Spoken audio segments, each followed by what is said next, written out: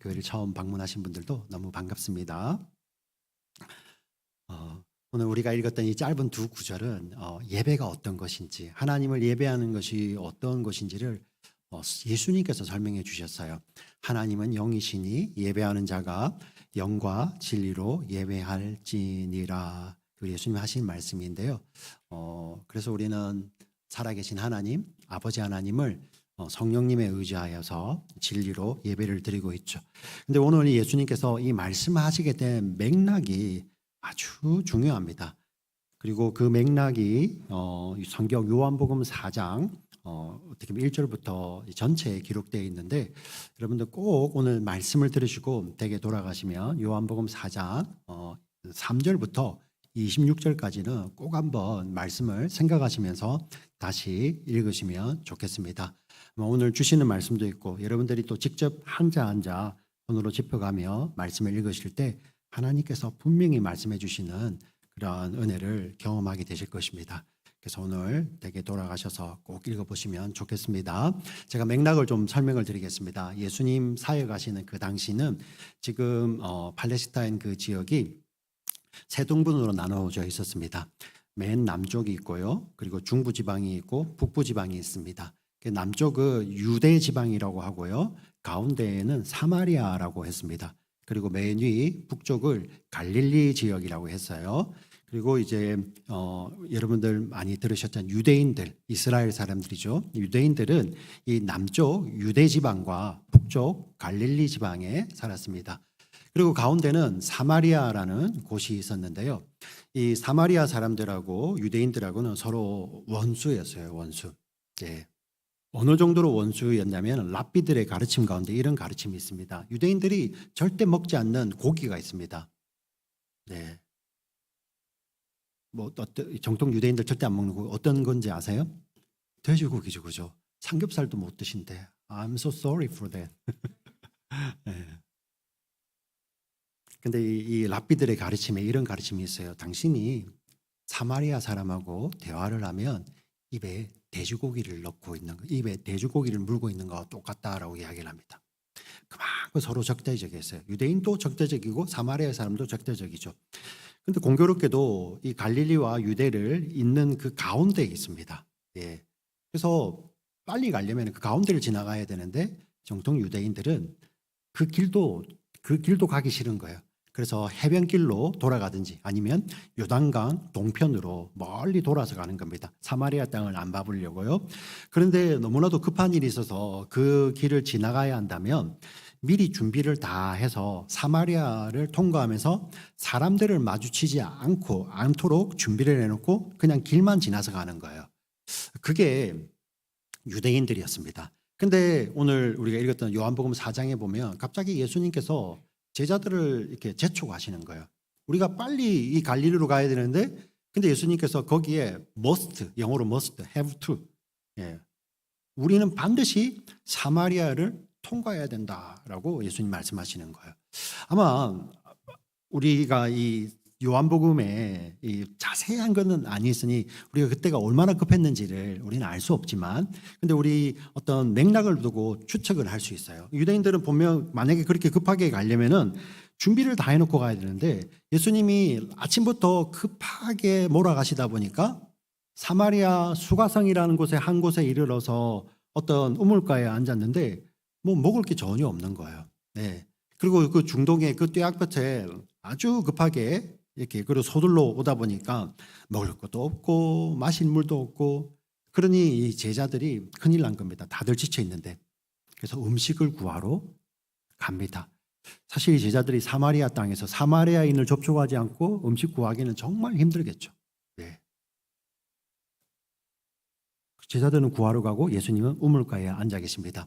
사실 또 우물에 물을 먹으려면 도구가 있어야 돼요. 우물이 깊습니다. 우물을 이렇게 기를 수 있는 도구, 그리고 물을 담을 수 있는 물그릇이 있어야 되는데 예수님은 전혀 없거든요. 그런데 웬일입니까? 갑자기 어떤 한 여인이, 이름도 알려지지 않는 사마리아인 한 여인이 등장을 하는 것입니다. 우연이라고 이야기를 하지만 할 수 있겠지만 성경을 보면 예수님이 이 장면을 세팅을 하셨어요. 제자들은 없죠. 그리고 여인은 우리는 모르지만 사연이 있는 것 같아요. 왜냐하면 이 당시에 보통 여인들이 물을 기르러 가는 것이 여인의 일인데요. 여인들은 혼자 물 기르러 가지 않고 우물에 동네 사람들이 여인들이 같이 가요. 그 당시. 그래서 여러분 구약 성경을 봐도 막 여인들이 있잖아요. 그죠? 물 기르는 곳에 여인 혼자 있지 않고 여인들이 등장을 합니다. 근데 여인은 혼자서 오는 것입니다. 너무나도 어떻게 보면 아주 낯선 장면이죠. 근데 더 낯선 것이 유대인인 남자인 예수님이 여인에게 물을 달라고 이야기를 합니다. 근데 요한복음에 이렇게 사마리아 여인이 정확하게 대답해요. 당신은 유대인 남자인데 왜 사마리아인 여인의 나에게 물을 달라고 합니까? 그러면서 요한복음이 거기다가 설명을 달아놨어요. 이는 유대인과 사마리아인들이 서로 상종하지 않기 때문이라 성경에도 써져 있습니다. 근데 예수님이 여인에게 물을 달라고 하는 거예요. 근데 예수님이 당신이 물을 달라고 해놓고 예수님이 뜬금없는 소리를 하십니다. 여인이요, 만약에 당신에게 물을 달라고 하는 사람이 누구인 줄, 그리고 하나님의 선물이 무엇이고 당신에게 물을 달라고 하는 사람이 누구인 줄 당신이 알았더라면 이 사람이 당신에게 물을 주었을 것이다 이야기를 해요. 웬 정말 맥락이 전혀 안 맞는 이야기죠. 여자의 입장에서는. 아니 유대인 남자분이 오셔가지고 물 달라 해놓고 왜 사마리아 나 여인에게 물 달라고 합니까? 물어보니 네가 하나님의 선물이 무엇이고 당신에게 지금 물 달라고 하는 사람이 누구인 줄 알았더라면 내가 당신에게 물을 줬을 거야. 그러자 여인이 봉친 거죠. 아니 당신 손에 보니까 물 뜨는 그릇도 없는데요. 물 기르는 그릇도 없고, 그리고 이 우물은 여인은 사마리아인이잖아요. 이 우물은 우리 조상 야곱이 그의 자녀들과 우리 자손들에게 준 우물입니다. 파서 우리 조상도 마셨고요. 우리 조상부터 지금까지 대대로 우리가 마시고 있는 전통 있는 우물이에요. 원조집이죠, 원조집. 네. 이 물보다도 당신이 뭐 어디서 물 준다고요? 왜냐하면 또 예수님께서 물을 주신다는 그 생수는 이 우물의 물이 아니라 흐르는 물이거든요. 그러니 이 사마리아인 입장에서는 이 유대인이 나한테 시비를 건다고 생각할 수밖에 없는 거죠. 당신이 야곱보다 크세요? 네? 당신이 야곱보다도? 자, 그때 예수님이 이렇게 이야기를 하시는 것입니다. 이 물을 마시는 사람은 다시 목이 말라서 물을 다시 마셔야 되고, 또 이 물을 깃기 위해서 다시 와야 되지만 내가 주는 물을 마시게 되면 영원히 목마르지 않고 그리고 그 안에서 그 영원한 생수가 솟아나리라, 흘러나리라. 예수님이 이렇게 말씀을 하시는 거예요. 사실 예수님은 지금 컵에 담겨 있는 이 물을 말씀하신 게 아니라 예수님은 이제 요한복음 6장 7장에 나오는 성령을 이야기하시는 건데 여인이 알 턱이 없죠. 그냥 이렇게 이야기합니다. 만약에 주여 그런 물이 있으면 나한테 그 물을 줘서 내가 이 물 먹고 다시는 이 물을 다시 안 마시고, 그리고 내가 이 물 기르러 오는 이 더운데 이 물동이를 짊어지고 와서 물을 깃는 이 수고가 없어지게 해주세요. 사실 예수님은 영적인 이야기를 하셨는데 여인은 알 길이 없는 거죠. 이렇게 끝났으면 아무 의미가 없죠. 그때 예수님께서 그 여인의 질문을 합니다. 가서 네 남편을 불러오라. 여인이 되게 놀랐어요. 그리고 이렇게 이야기를 합니다. 저는 남편이 없습니다. 그래서 예수님이 이렇게 말씀을 하십니다. 네 말이 옳도다. 전에는 5명의 남편이 있었는데 전 남편이에요. 그리고 지금 네가 누군가와 살고 있는데 그 사람은 네 남편이 아니구나. 그러니 네 말이 옳도다. 처음으로 예수님께서 어떤 사람의 과거에 대해서 이야기를 합니다. 사실 여러분 요한복음을 보시든지 모든 복음서를 보시면 예수님과 예수님을 대립하는 이렇게 종교 지도자들이 나와요. 근데 종교 지도자들은 항상 뭐를 가지고 예수님 앞에 시비를 거뒀냐면 이 사람은 나빠요. 이 사람은 과거에 이런 일을 했어요. 이 사람은 지금 죄인이에요. 그래서 하나님 앞에서 율법으로 돌에 맞아 죽어야 돼요. 이렇게 고발을 합니다. 근데 예수님은 이 사람을 향해서 뭐라고 이야기하시냐면은 이 사람을 통해서 하나님께서 이렇게 바꾸실 거야. 하나님이 이렇게 바꾸실 거야. 예수님은 그 사람의 현재를 보시고 그 사람을 변화시키셔서 변화될 미래에 대해서 이야기를 하세요. 그게 예수님인데 오늘 이 자리에서는 이 여인의 과거를 이야기합니다. 근데 저는 굉장히 이 장면이 은혜가 되더라고요. 왜냐하면 요즘 시대가 어떻습니까? 예전에 정말 어떻게 보면 작은 실수 하나도 이제 꼬집어내서 아주 뭐 유튜브 같은데 그죠? 그거를 막 공격해서 해서 그 사람을 이렇게 그 사람을 세워주는 것이 아니라 어떻게든 공격하는 것이 이 세상 아닙니까? 네. 그게 사실 세상 마귀가 하는 거거든요. 하나님 앞에서 이 사람의 과거는 이래요. 이 사람의 과거는 정말 눈 뜨고 볼 수 없습니다. 이 사람이 이렇게 나빠요. 계속 이렇게 공격을 합니다. 그리고 마귀는 어떻게 하죠? 그걸 통해서 우리로 하나님으로부터 더 멀어지게 하죠. 정죄가 오든 죄책감이 들든 하나님을 피하고 숨어서 정말 맞아 나는 이런 쓸모없는 사람이야 하고 죽게 만드는 것이 마귀의 역할인데요. 예수님은 안 그렇잖아요.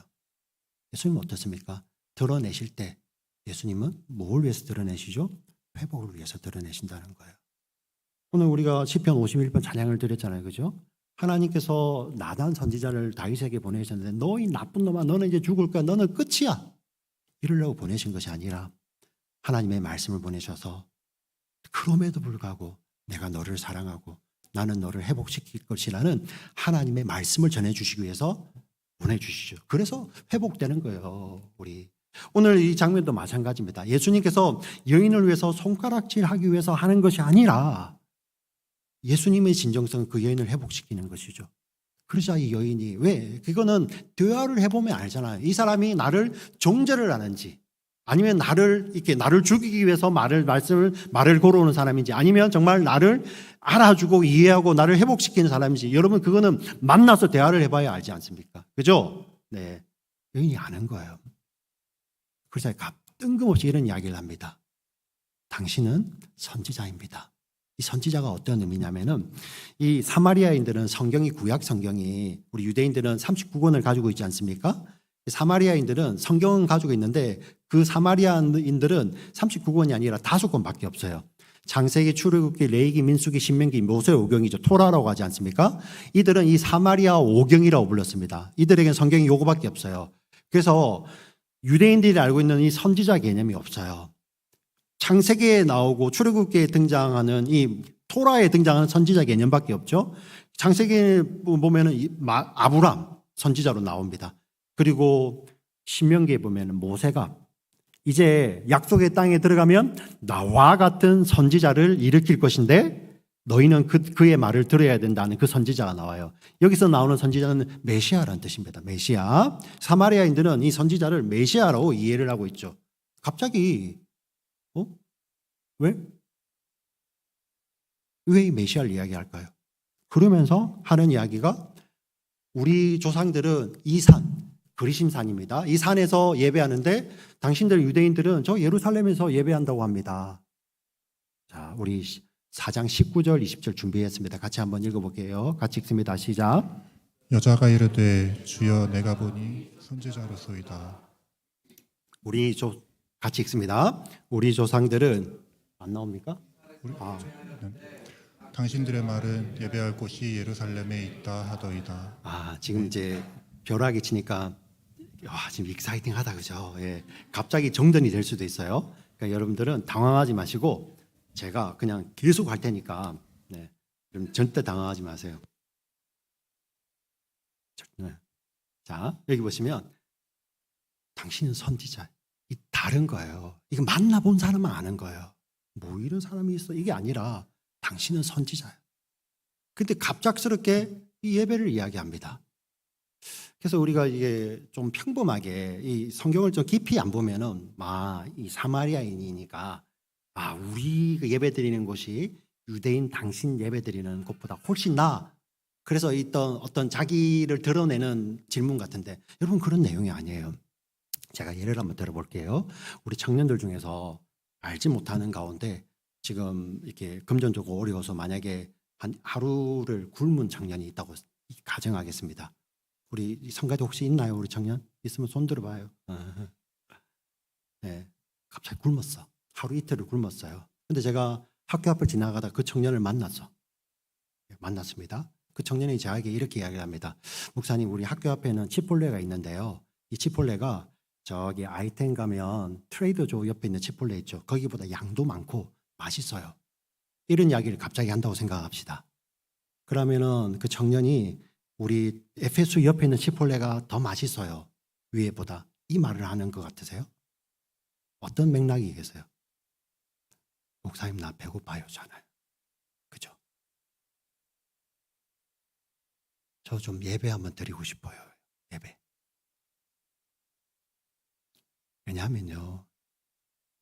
전에 5명이 남편이 있던 사람 예배당에 못 갑니다. 근데 여러분 우리가 또 이걸 겉으로 잘못 오해하면 여인이 너무 음탕해가지고 남자를 바꾸고 가는 이 내용이 아니에요. 그 당시 예수님 당시에 이혼의 주체는요 여인이 아니에요. 남자예요. 남자. 여인은 남자에게 이혼을 청구할 수도 없어요. 남자가 이혼 증서를 써서 그냥 버리는 거예요. 5명이나 되는 남자가 이 여인을 버렸습니다. 아무도 보호해주지 않아. 그리고 지금 살고 있는 이 사람은 혼인신고도 안 해줘. 이 당시 사람 여인들에게 남편이 없고 아들이 없는 거는요 아무것도 없는 거와 마찬가지인 거예요. 예. 그래서 혼자 물들어오죠. 예루살렘이 아니라 그리심이 아니라 예배할 수 없는 거예요. 예배에 대한 목마름이 있죠. 저 배고파요. 저 정말 죽겠어요. 그 말을 하는 겁니다. 그때 예수님이 이렇게 말씀을 하시는 거예요. 21절 말씀 같이 읽겠습니다. 예수께서 이르시되 여자여 내 말을 믿으라. 이 산에서도 말고 예루살렘에서도 말고 너희가 아버지께 예배할 때가 이르리라. 아니 보세요. 근데 예수님 동문서답을 하시는 거잖아요. 장소를 이야기하는데 예수님은 장소 이야기 아니고 때를 이야기하세요. 우리 최중 집사님 어디서 만납시다. 예. 그리고 최중 집사님 저에게 이렇게 물었습니다. 목사님 어디서 만날 거예요? 저는 내일 만납시다. 이거죠. 그리고 장소를 언급 안 하세요. 이 때에 대해서. 23절을 같이 읽습니다. 23절 같이 읽습니다. 4장 23절. 요한복음 같이 읽습니다. 시작. 아버지께 참되게 예배하는 자들은 영과 진리로 예배할 때가 오나니 곧 이때라. 아버지께서는 자기에게 이렇게 예배하는 자들을 찾으시느니라. 아멘.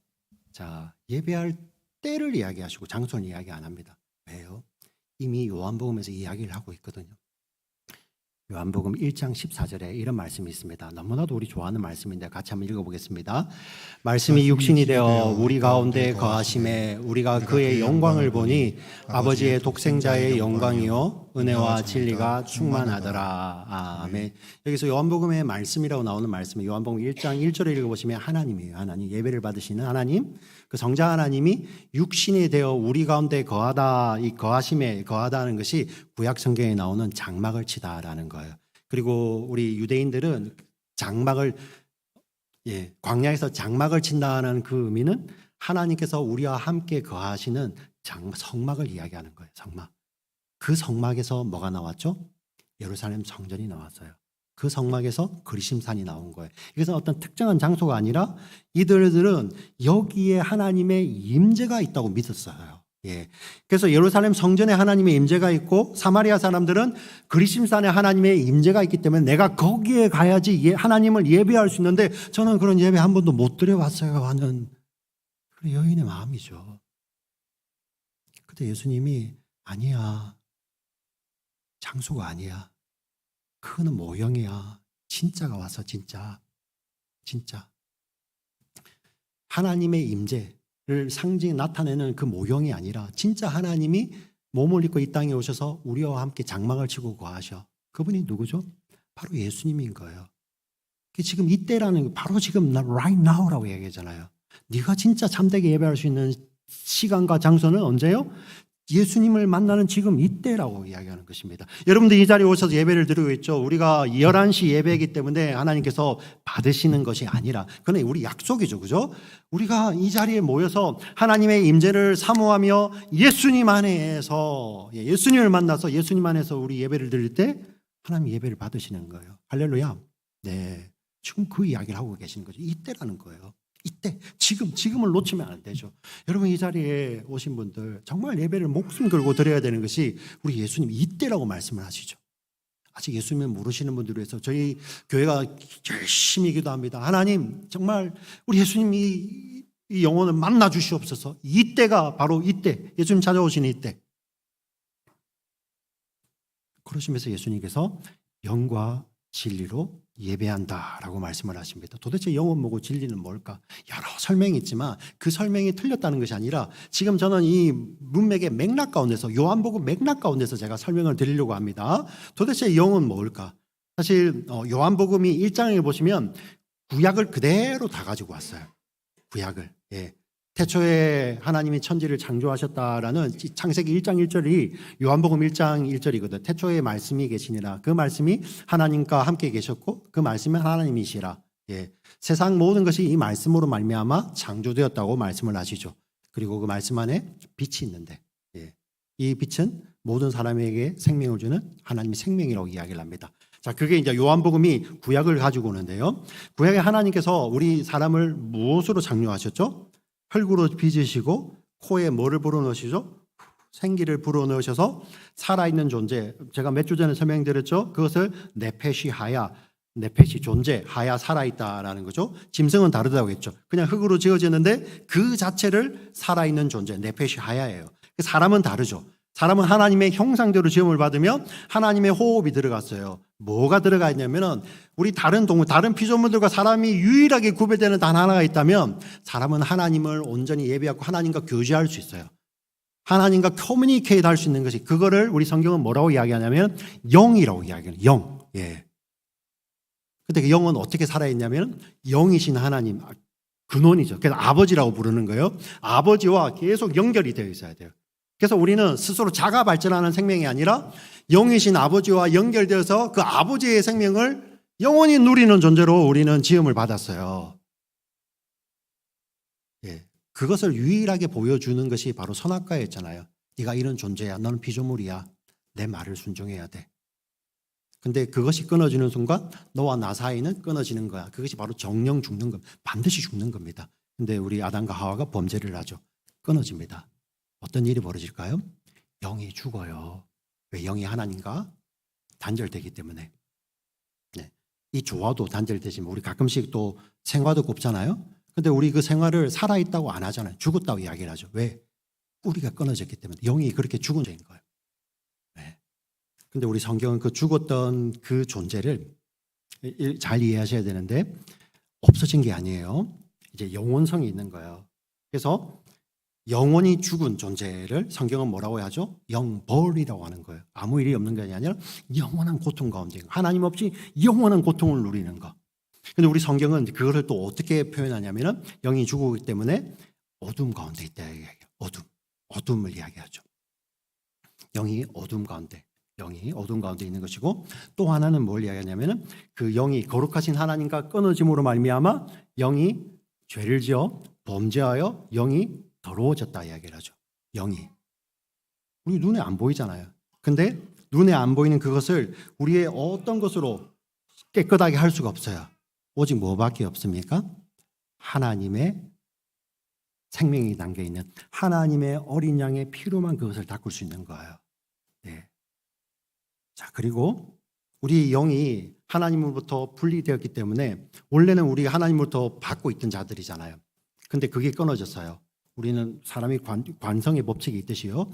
그 하나님의 생명력을 다시 회복하고 싶은데 우리 사람은 할 수가 없어요. 우리 스스로는. 그래서 뭘 하냐면은 하나님 대신에 그 생명을 채울 대상을 찾죠. 성경은 그걸 뭐라고 이야기합니까? 우상이라고 하는 거예요. 우상.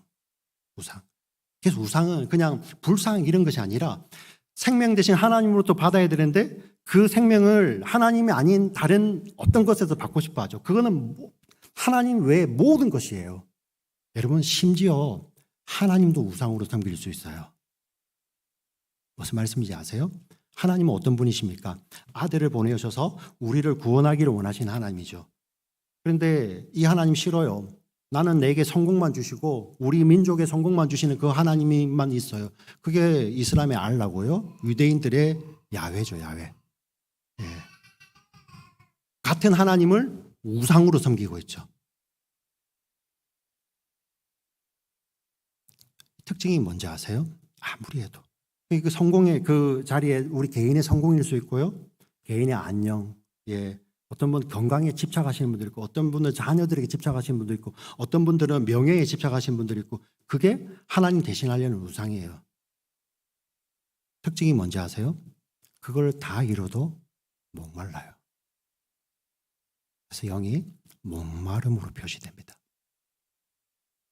그런데 여러분 요한복음을 읽어보시면 정말 기가 막혀요. 성경 허투루 읽지 마시고 요한복음은 이 죽었던 영, 어둠 가운데 있는 영 가운데 빛이신 예수님이 찾아오시는 것으로 시작을 합니다. 그리고 허물과 죄로 죽었던 영이죠. 더러워졌던 영이죠. 그 영은, 그 죄로 죽었고 더러워진 그 영은 누구만 씻을 수 있다고요? 하나님의 어린 양의 피. 그래서 우리 침례 요한이 처음으로 예수님을 바라보면서 증거했던 게, 보라, 세상 죄를 지고 가는 하나님의 어린 양이로다, 이렇게 증거하는 거예요. 네. 그리고 그 어린 양이 이 땅에 오셨죠. 그 예수님 하시는 말씀이 광야에서 모세가 뱀을 든 것처럼 인자도, 이 어린 양도 그렇게 나무에 들릴 거야. 요한복음 3장 15절이에요. 그리고 이어지는 말씀이, 하나님이 세상을 이처럼 사랑하사 독생자를 주셨으니 이는 그를 믿는 자마다 멸망하지 않고 영생을 얻게 하려 하심이니라. 그런데 이 하나님이 오셨는데요, 이 빛이 오셨는데, 이 어린 양이 오셨는데 사마리아 여인이 모르잖아요. 몰라요. 찾아오셔야 돼요. 자기가 목마른데, 영적인 목마름이 있는데 그 목마름을 그냥 이런 물 마시면, 이런 물 주세요. 제가 한번 마셔보겠습니다. 굉장히 시원하지만 저는 또 마시게 될 거예요. 그런데 이런 물로만 이해하고 있는 우리 사마리아 여인에게 내가 주는 물은 그런 물이 아니야.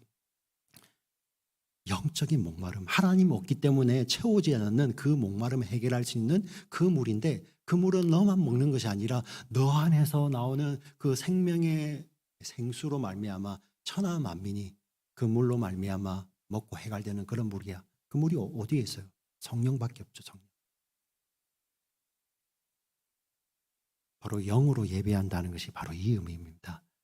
어둠 가운데 있던 영, 죄와 사망, 죄로 죽었던, 더러워졌던 영, 목말랐던 영, 그 영 가운데 예수님 찾아오셔서 빛을 비추어 주시고 그 더러운 죄들을 당신의 피로 씻어지면서 이제는 정하다라고 말씀하시는 예수님, 그리고 목마름을 채워주시는 그 생수 대신 예수님이 찾아오신 거예요. 네. 진리는 무엇인 것 같아요? 진리는요, 진리를 알려면 진리에 반대되는 거짓이라는 개념을 알아야겠죠. 우리 구약을 읽어보시면 희한하게 하나님이 지으신 창조 세계는 너무나도 아름답습니다. 그러나 인간이 범죄한 이유로 그 범죄한 인간이 하나님의 통치 대행자로서 다스리는 이 세계, 그리고 어둠의 세계는 악하다고 이야기를 해요. 그것을 거짓되다고 이야기를 해요. 구약 성경이 그 이야기를 합니다. 그런데 여러분, 성경을 보면 너무나도 놀라운 게 그 세계 가운데서 단연코 더 거짓되고 더러운 게 있다고 해요. 뭔지 궁금하시죠? 우리 예레미야 17장 9절에 이렇게 나와 있습니다. 같이 읽어보겠습니다. 시작. 만물보다 거짓되고 심히 부패한 것은 마음이라 누가 능히 이를 알리오마는. 우리 마음이라고 이야기, 우리 영이라고 이야기를 합니다. 더 부패한 거, 더 거짓된 거, 진리로부터 완전히 떠나는 거예요. 목사님 무슨 말씀을 하세요? 그래도 저는 이성이 있습니다. 예, 그걸 부인하는 게 아니에요. 근데 여러분들 아무리 이성적으로 많이 깨달아도 결국 하나님 없이는 우리 한계가 있는 거예요. 그래서 우리 학문 가운데서도 그렇게 정점에 오른 분들이 그들의 고백을 들어보잖아요. 내가 안 게 아무것도 없다고 얘기할 아무것도 없다고. 그게 진짜인 거죠. 근데 이거를 스스로 알 수가 없어요. 여러분 신기하죠. 교회를 30년, 40년 다니셔도요. 내가 죄인 된 게 고백이 안 돼. 근데 이 자리에 계신 분들 대부분이 정말 예수님이 죄인을 부르러 오셨다 할 때 여러분 감격스럽죠. 네, 우리 맨 앞에 앉아 계시는 분은 특권이 있어요. 애주자매 감격스럽지 않습니까?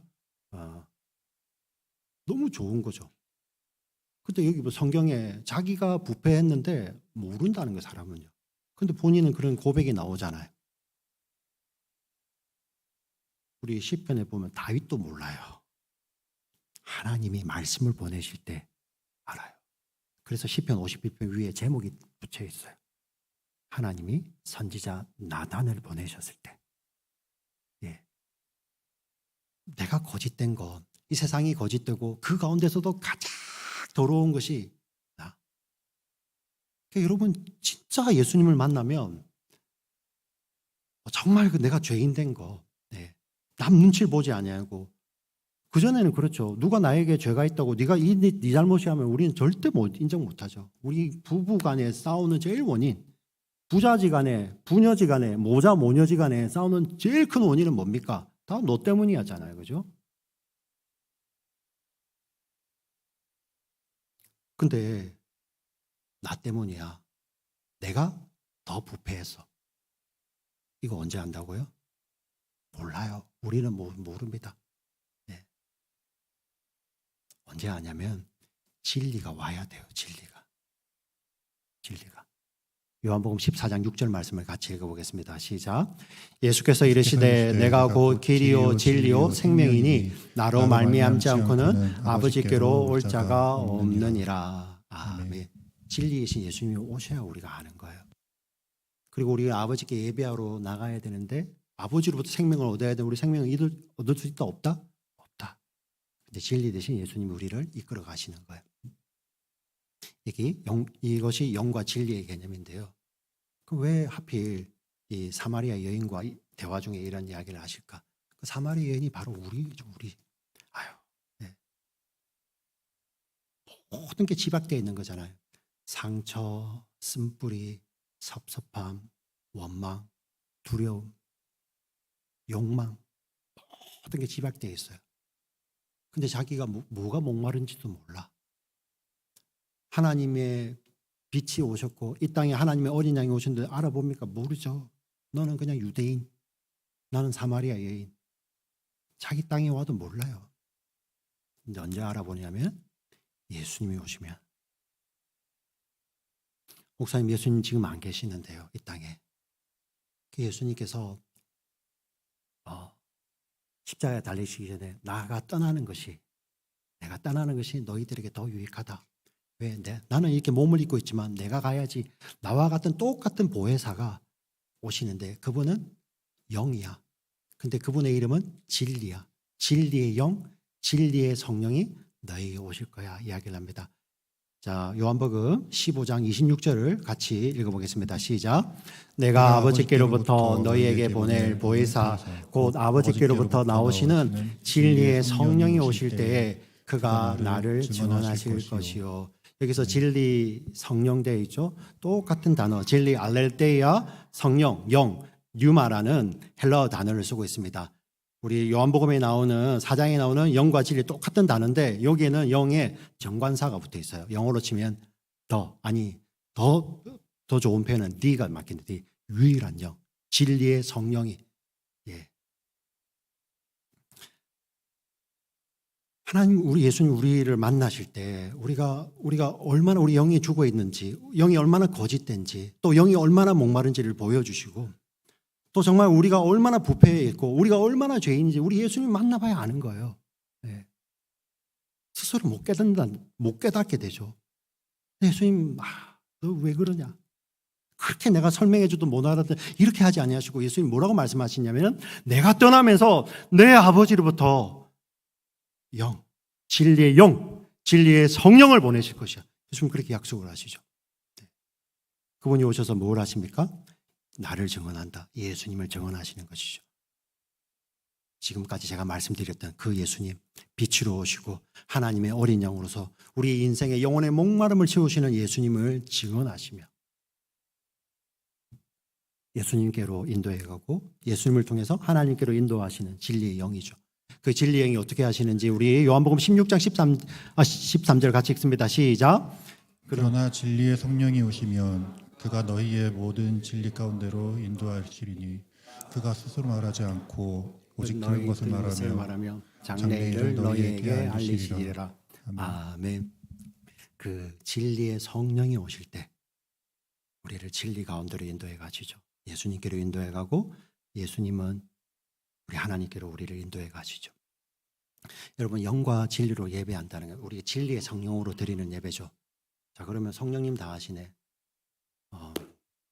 영이 죽었던 영이요, 어두웠던 영이 빛을 봅니다. 여러분 댁에 돌아가셔서 유튜브에 생명 환자들이 제가 이 영상을 준비했으면 좋았을 뻔했습니다. 생명 환자들이 어떤 특수 안경의 도움으로 그걸 이렇게 끼면서 이렇게 그 컬러 블라인드 있잖아요.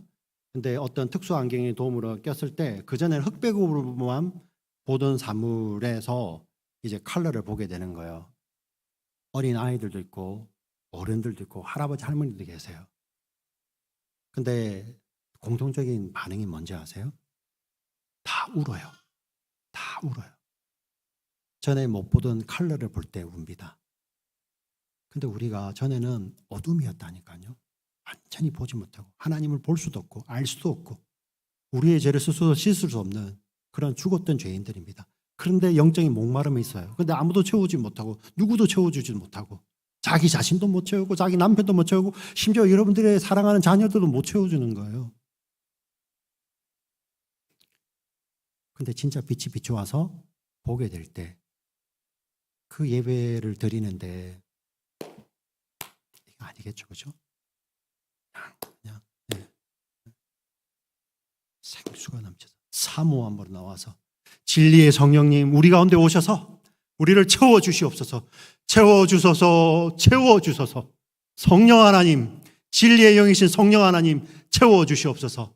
그리하여 우리가 영과 진리로 죽었던 어둠 가운데 있었던 죄로 물들었던 그런 우리 영이 눈을 뜨고 빛을 보고 깨끗이 씻음을 받고 생수로 채워져서 감격하여서 진리 대신 예수님을 바라보며 나를 자유케 하시며 나에게 성령을 부어주시는 그 예수님에 감격하여서 하나님께 우리가 예배를 하지 않겠냐고요. 예배가 무엇일까요? 진리의 성령 안에서 우리의 영혼을 회복시키시고 우리 영을 살리시고 우리 영을 깨끗게 하시는, 그래야 진리 자체가 되셔서 하나님께로 인도하시는 예수님을 붙들고 그 예배를 받으시는 아버지 하나님, 우리의 생명의 구원 되신 아버지께 나아가는 것, 예배입니다. 하나님은 이 예배자들을 지금 찾으십니다. 하나님은 지금도 찾고 계십니다. 우리 안에 예수가 들어온 분들은 이 예배가 회복되죠. 그래서 공동체가 드리는 예배도 사모해서 감격으로 드리고요. 우리의 삶의 자리에서도 이 예수님 때문에 하나님께 예배를 드리죠. 왜? 하나님께서 참된 예배자를 지금 찾고 계시기 때문입니다. 오늘 이 자리에 계시는 우리가 하나님 앞에 영과 진리로 드리는 예배자입니다. 이것을 기억하시며 우리의 삶, 그래요. 정말 우리의 삶의 예배도 너무 중요합니다. 근데 그 삶의 예배를 정말 예배답게 살아가려면 공동체가 약조가에서 모여 드리는 이 예배 가운데 여러분들 진짜 전력을 부으셔야 돼요. 성령이 오셔서 이렇게 우리의 눈을 띄워주시는데 그냥 그 컬러 블라인드가 그 장치에 의지해서 색을 볼 때도 감격하여 옵니다. 근데 우리의 영의 눈이 띄어졌을 때, 그 띄워주신 진리의 성령이 오실 때 어떻게 이렇게 그냥 이 맥없는 예배를 드리겠어요? 성령님께 의지하여서 예배를 드리며 하나님이 찾으시는 예배자가 되기를 소원하는 우리 교회 공동체, 유튜브로 예배 드리는 분도 마찬가지입니다. 네. 사정이 있어서 유튜브로 예배 드릴 수밖에 없다면 정말 사모함으로 드리세요. 근데 그 사정이 내가 조금 일찍 서둘러서 교회에 나올 수 있는데 혹시 그것이 사정이 된다면 서둘러서 우리 주의 몸된 교회를 같이 사모하여서 예배드리고, 나올 수 없는 지경에 계시는 분들도 하나님 그렇습니다. 우물가의 여인이 바로 저입니다. 예수님 저를 찾아오셨네요. 이 예수님으로 말미암아, 예수님 부어주시는 진리의 영으로 말미암아 사시는 아버지 하나님을 예배하는 예배자 되기를 원합니다. 왜냐고요? 하나님이 이 예배자를 찾으시기 때문입니다. 주여 나를 그런 예배자 되게 하여 주시고 우리 가정이, 우리 교회가 그런 예배자 되게 하여 주시옵소서라고 함께 우리 주님께 기도하는 우리 모두가 되시기를 주의 이름으로 축원드립니다. 아멘. 살아계신 아버지 하나님 참으로 감사합니다.